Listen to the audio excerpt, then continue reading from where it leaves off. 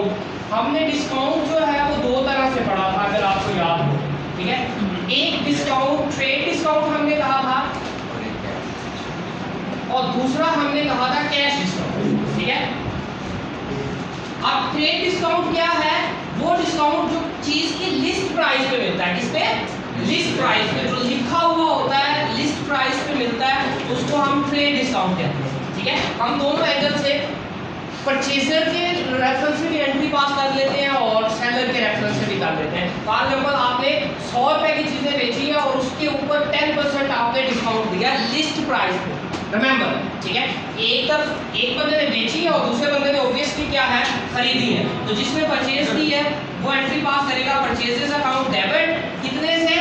90 rupees से, और to obviously जिस बंदे से खरीदी है अकाउंट पेएबल हम लिख देते हैं, वो क्या हो जाएगा 90 से क्रेडिट हो जाएगा, ठीक है। इसने पैसे देने हैं। और दूसरी तरफ जो आपके पास क्या उसको बोलते हैं सेलर है, वो क्या करेगा अकाउंट रिसीवेबल डेबिट, अगर पैसे लेने हैं। नॉर्मली जब डिस्काउंट की बात होगी तो एंट्री जो क्रेडिट की होती है, ठीक है, उधार की होती है एंट्री। डिस्काउंट वाली आप देख लें जहाँ पे भी आएगा ज्यादातर जो है उधार की होती है। तो अकाउंट रिसीवेबल डेबिट हो जाएगा और सेल्स अकाउंट क्रेडिट हो जाएगा, यहाँ पे भी 90 और यहाँ पे भी 90। मीनिंग जो ट्रेड डिस्काउंट है उसका रोल सिर्फ और सिर्फ इतना है कि वो आपकी जो ओरिजिनल वैल्यू है उसमें से लेस हो जाता है। 100 रुपए की चीज़ें बेची थी तो हमने वो 10% माइनस कर दिया। इसके अलावा ट्रेड डिस्काउंट का और कोई रोल नहीं है। अब आगे कैश डिस्काउंट पे, तो अगेन ये दो सिचुएशन बन सकती है परचेजर और सेलर के रेफरेंस से।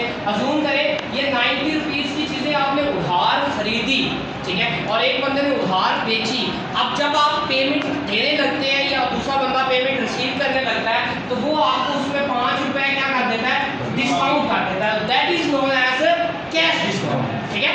अब देखिए अगर यहाँ पे देखें तो इस बंदे ने पैसे पे करने हैं, कितने पे करने हैं? 90, ठीक है। जब ये यहाँ पे पे करेगा, अगर इसी में अगर इसको हम कर लें यहाँ पे पे करेगा तो इसकी लायबिलिटी ये क्या हो जाएगी, कम हो जाएगी। कितनी लायबिलिटी कम होगी?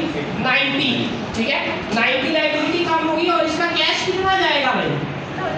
85, क्योंकि इसने क्या कहा 5 रुपए उसको छोड़ दिए, ठीक है, कैश 85 जाएगा। और बाकी बचे ये जो इसको 5 रुपए मिले हैं दैट इज डिस्काउंट, और ये डिस्काउंट रिसीव कर रहा है, इसलिए ये इसकी क्या है, इनकम है। और इनकम क्या होती है? क्रेडिट होती है, ठीक है। और दूसरी तरफ इसने पैसे लेने थे, कितने लेने थे?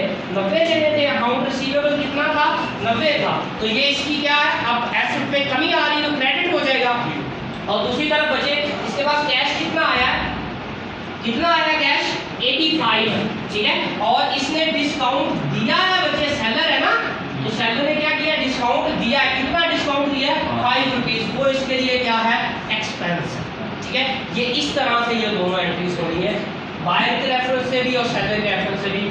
जब ट्रेड डिस्काउंट आएगा तो जस्ट टोटल अमाउंट में से कम हो जाएगा, डिस्काउंट की अलग से एंट्री पास नहीं होगी, ठीक है। लेकिन जब कैश डिस्काउंट की बात होगी तो एक्चुअली डिस्काउंट को या तो वो इनकम होगी, जिस बंदे को मिल रहा है उसके लिए इनकम है, प्रॉफिट है, बेनिफिट है, क्रेडिट हो जाएगा। और जो बंदा दे रहा है उसके लिए वो लायबिलिटी एक्सपेंस है, सॉरी एक्सपेंस है और लॉस है एक तरह से, और वो क्या हो जाएगा, डेबिट।